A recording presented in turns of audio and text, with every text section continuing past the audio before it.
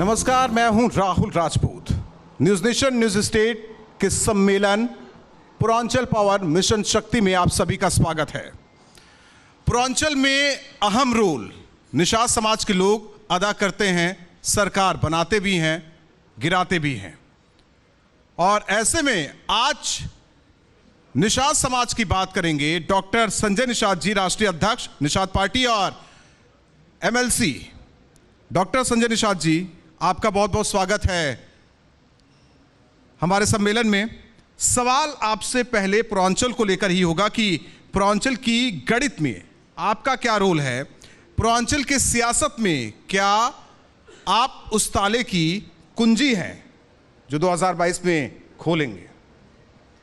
पहले तो आपके चैनल को बधाई दूंगा। धन्यवाद इस बात का दूंगा कि इस मछुआ समुदाय जो 18% आबादी जो देश को आज़ाद कराया था और इस देश की आज़ादी में इनकी बड़ी भूमिका रही है। कभी प्रभु श्री राम को गंगा पार उतारा था और इस देश को घातक जो मुग़ल और अंग्रेज़ थे उन्हें मौत का घाट उतारा था। इस इतिहास को आपके चैनल ने इस पूरे देश को परोसा और ये समाज जो सोया हुआ था वो जगा और राजनीति की पहचान में आया आगे।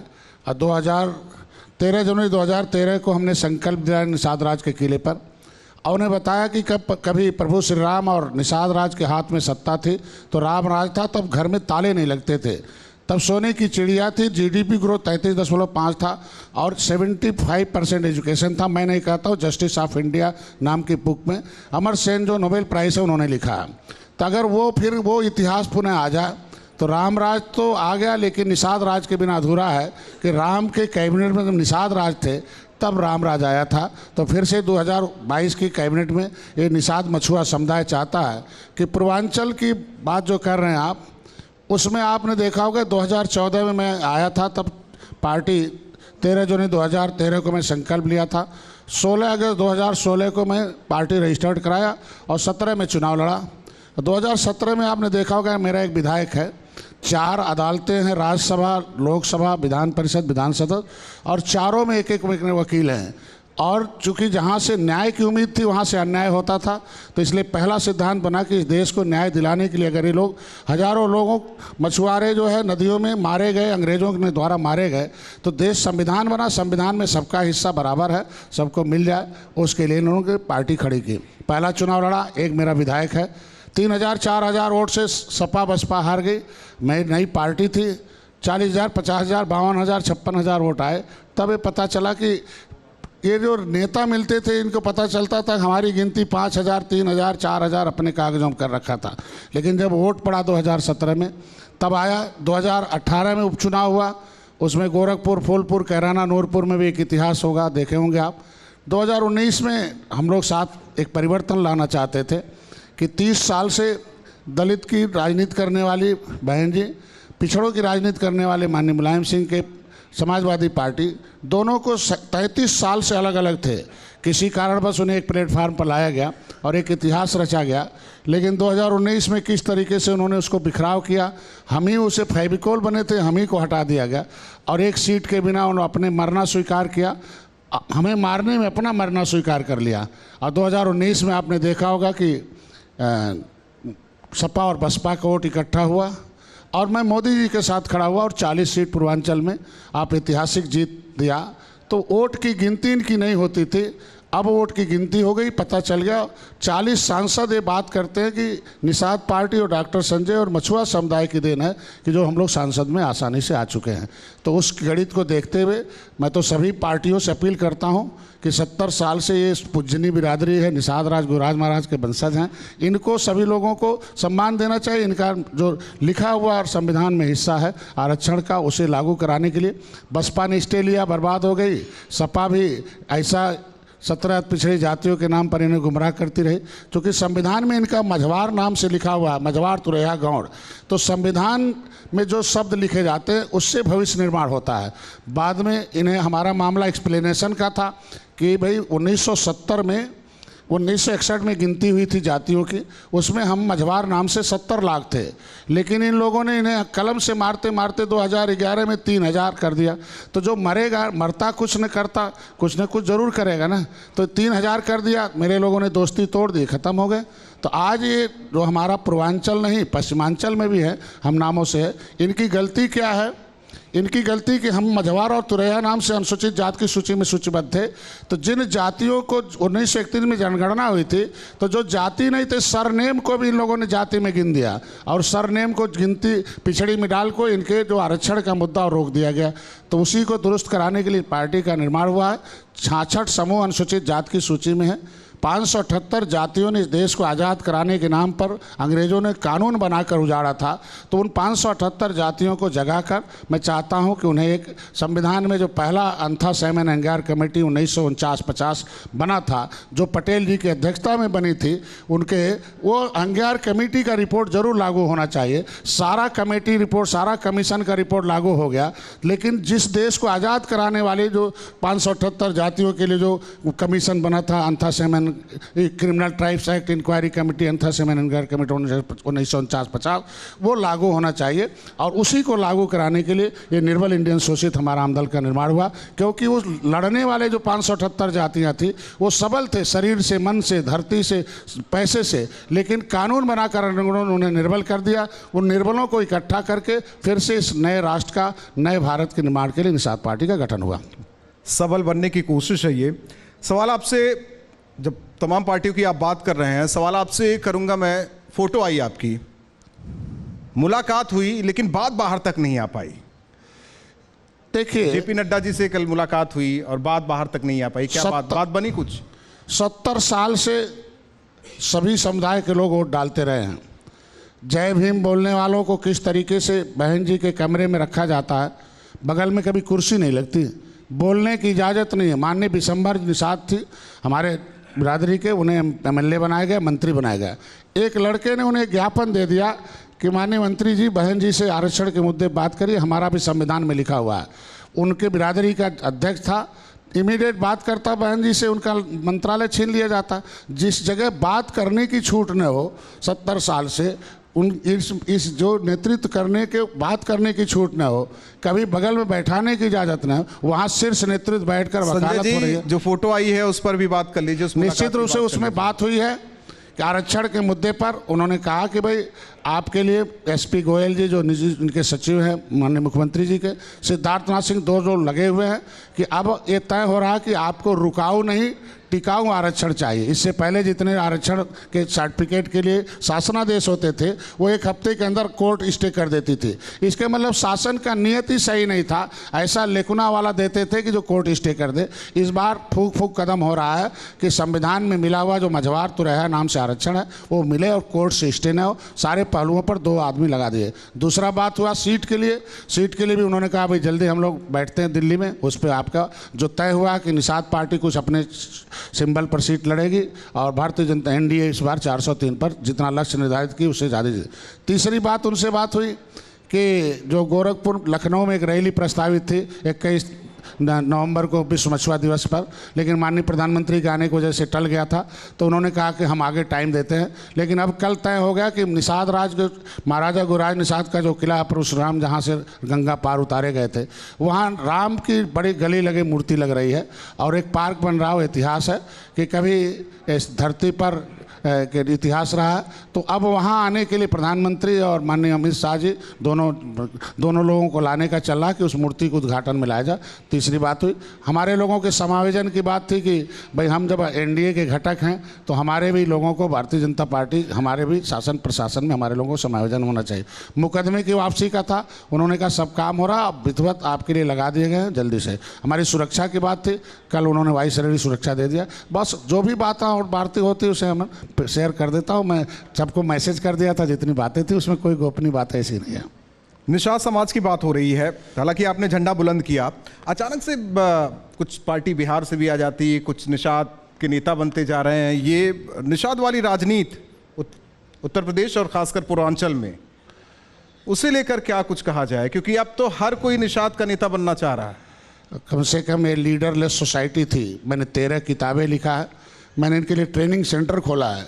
हमने एक प्रोग्राम बनाया, educate the educated person about the politics. इसलिए बनाया कि चर्चिल ने किताब लिखा है अबाउट द पॉलिटिक्स, उसे मेन पेज पे लिखा है कि political power is strong than the god power. राजनीतिक शक्ति भगवान की शक्ति से ज़्यादा शक्तिशाली होती है। इसलिए इन्हें educate the educated person about the politics, इस भारत की राजनीति को इनको पढ़ना होगा, क्योंकि राजनीति से ही देश चलता है, कानून चलता है। उसमें आगे लिखा हुआ है कि every problem solve by the political party in the democracy. सभी समस्याओं का समाधान राजनीतिक दल से ही संभव है। तो इनसे मैंने कहा कि उसने आगे लिखा तीसरे पन्ने पर कि social organization is a sweet poison the democracy without political party, कि सामाजिक संगठन एक मीठा जहर है अगर उसके साथ कोई राजनीतिक दल नहीं है। तो मैंने अपने समाज को पिछड़ा हुआ था।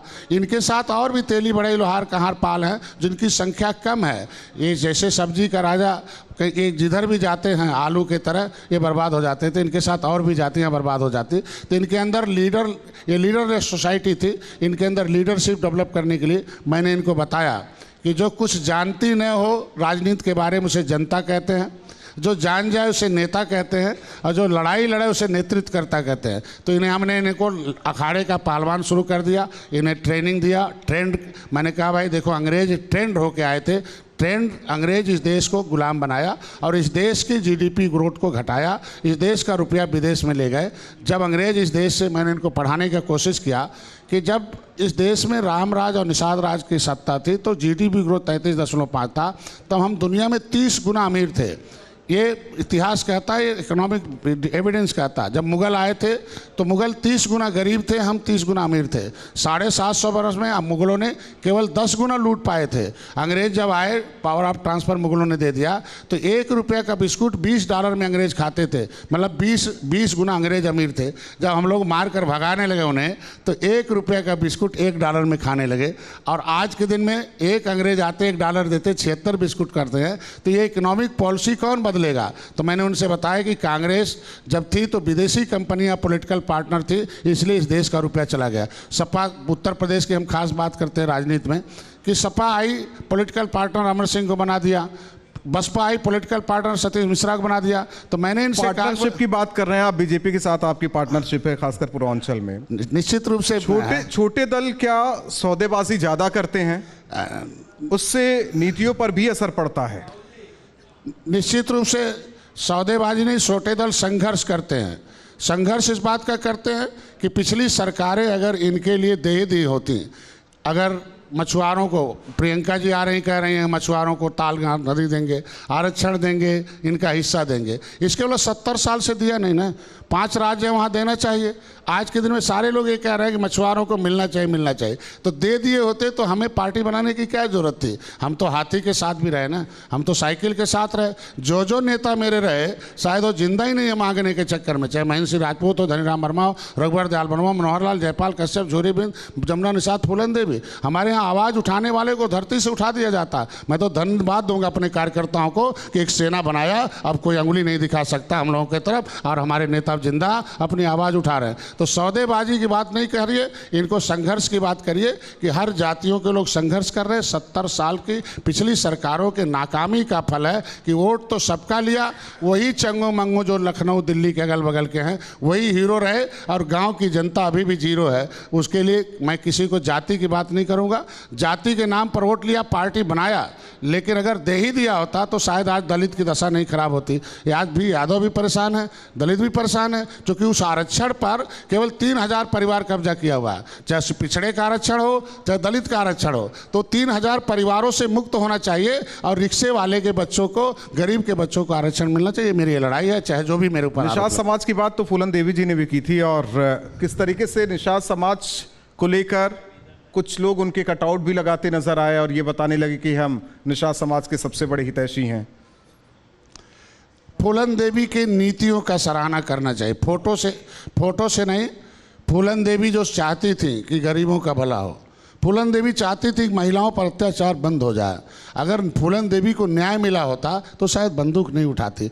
आज भी उनके मुकदमे वैसे लंबित पड़े हुए, कितना अन्याय है। मैं अभी गया था उनके घर पर, उनकी माँ सांसद की माँ है, लेकिन आज तक उनकी माँ को सांसद की माँ का दर्जा नहीं दिया। कितना भ्रष्टाचार इस देश में। आज के दिन में बहन फूलन देवी का जो जायदाद था, उनकी हत्या हुई, कैलाश चौरसिया उनके लेखा जोखा रखते थे, आज के दिन में उसने हड़प लिया। उनकी माँ को उसकी विरासत मिलनी चाहिए। तो आज फूलन देवी का फोटो नहीं, फूलन देवी का जो सपना है उसे साकार करने के लिए निषाद पार्टी तत्पर है। और मैंने वादा करके आया हूं कि उनके जो सोच थी, उनके सपने थे कि महिलाओं को सुरक्षा मिलना चाहिए, तो मैं पहला विधान परिषद सदस्य बनूं।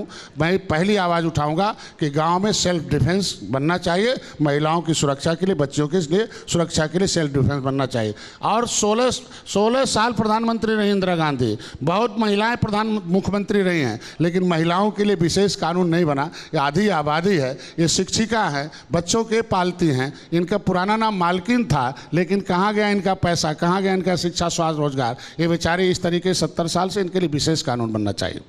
तो आप आधी आबादी की बात बीजेपी से भी होगी कि निश्चित रूप से करेंगे। हम तो बात तो करते ही रहते हैं। मैंने बात किया था किसानों का, देख लिए किसान बिल वापस हुआ। मैं हमेशा जब भी मिलता था कि भाई किसान हैं, मैंने उनसे बताया कि साहब बस्ती में एक पार्क है, वहाँ 10 लोगों की मूर्ति लगी है।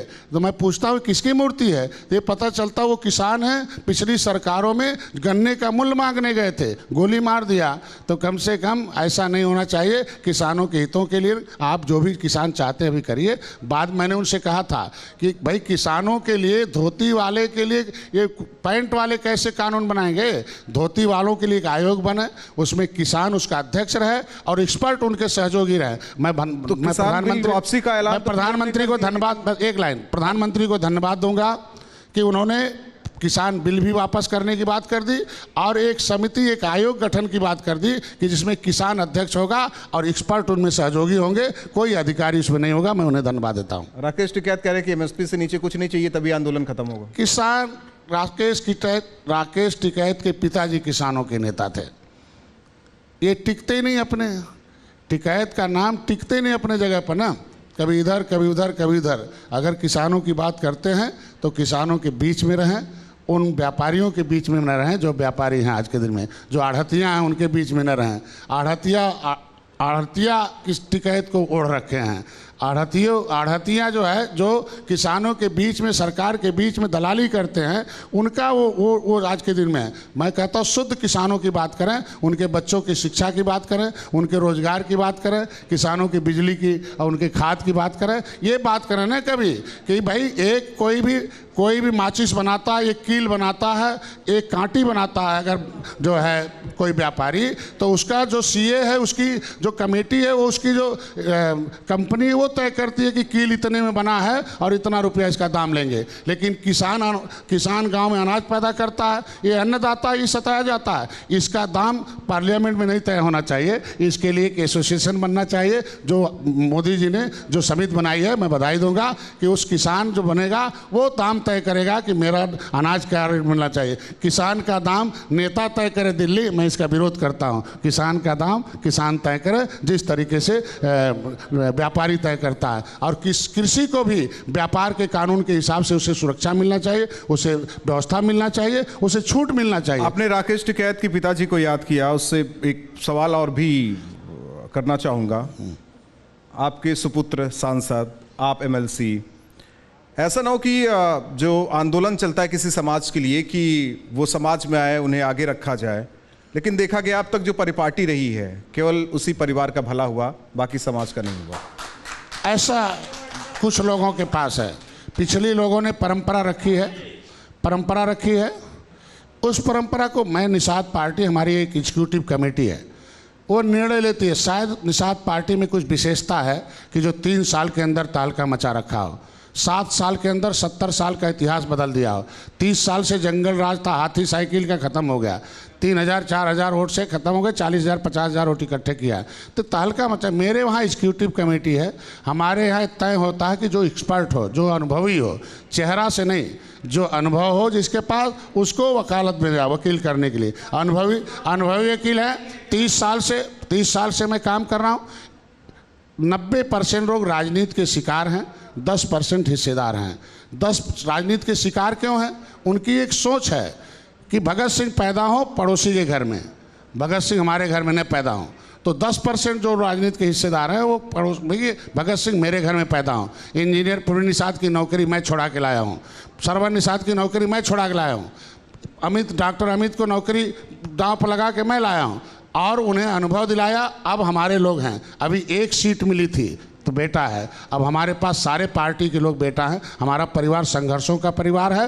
तो मेरी एग्जीक्यूटिव कमेटी कही कि जो अनुभवी हैं इंजीनियर प्रवीण निषाद को आगे किया जाए। डॉक्टर संजय के उत्कृष्ट कार्यों के हिसाब से हमको वोट और नोट से हम एमएलसी नहीं बने हैं। मैंने 13 किताबें लिखी है, निषाद प्रभु श्री राम के उस इतिहास को जगाया हो। उत्कृष्ट के कार्यों के आधार पर राज्यपाल ने हमें मनोनीत किया है। मैं कहता हूँ कि क्या इससे पहले सरकारें थी किसी निषाद के बेटे को मनोनीत किया था? पेट में क्यों दर्द होता सबके? निषाद का बेटा एमपी बन जाए दर्द हो रहा, निषाद का बेटा अगर एमएलसी बन गया तो दर्द हो रहा, निषाद का बेटा 13 किताब लिख दिया दर्द हो रहा, निषाद का बेटा आंदोलन कर रहा दर्द हो रहा, निषाद का बेटा अगर राजनीति में आ रहा है तो दर्द हो रहा। हम कह रहे हैं आज के दिन में सबको अवसर दिया गया है, सबको मुख्यमंत्री बनाया गया, मंत्री बनाया गया, सबको पावर दिया गया। डीएम कलर हम कहते हैं निषाद का बेटा क्यों नहीं डीएम बनाया, क्यों नहीं 100 एसपी बनाया है, क्यों नहीं मेरा बीडीओ है? मैं कहता हूँ शिक्षा इनके हाथ में था, ताकत इनके हाथ में था, पैसा इनके हाथ में था। ठीक है, लोगों ने छोटा सा जवाब, मैं एक छोटा सा जवाब आपसे चाहिए। 1 मिनट। राजनीति का काम है कि पहले लो वोट बाद में ले लो नोट। बजट पर कब्जा करना राजनीति का काम है। सपा बसपा कांग्रेस ने बजट पर कब्जा करके अपने लोगों को दे दिया, अमीर हो गए, हमारे लोगों से ले लिया, ये गरीब हो गए। तो अगर इनको बजट पर कब्जा कराने जा रहे हैं तो बजट पर कब्जा कराने के लिए कोई सेनापति चाहिए। मैं उत्तर प्रदेश के अगले डिप्टी सीएम से बात कर रहा हूँ क्या? समय आइए। अगर ये भारतीय जनता पार्टी चाय वाले को अगर प्रधानमंत्री बना सकती है और गोरखपुर की धरती है, यहाँ वीर बहादुर सिंह मुख्यमंत्री रहे, माननीय योगी आदित्यनाथ मुख्यमंत्री रहे, तो समय आएगा डॉक्टर संजय भी जो आपका मुंह में सपना है वो भी पूरा हो जाएगा। समय आने दीजिएगा।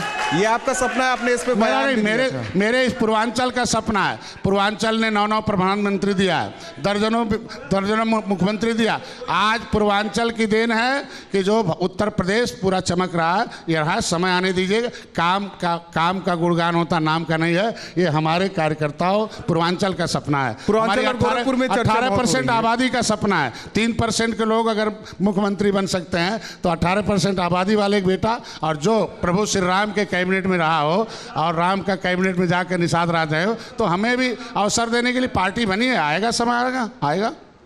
डॉक्टर संजय निषाद जी, बहुत बहुत धन्यवाद हमारे साथ जुड़ने के लिए। हालांकि राजनीति में आकांक्षाएं होती हैं, होनी भी चाहिए, और हमारे साथ जुड़ने के लिए धन्यवाद आपका एक बार फिर से।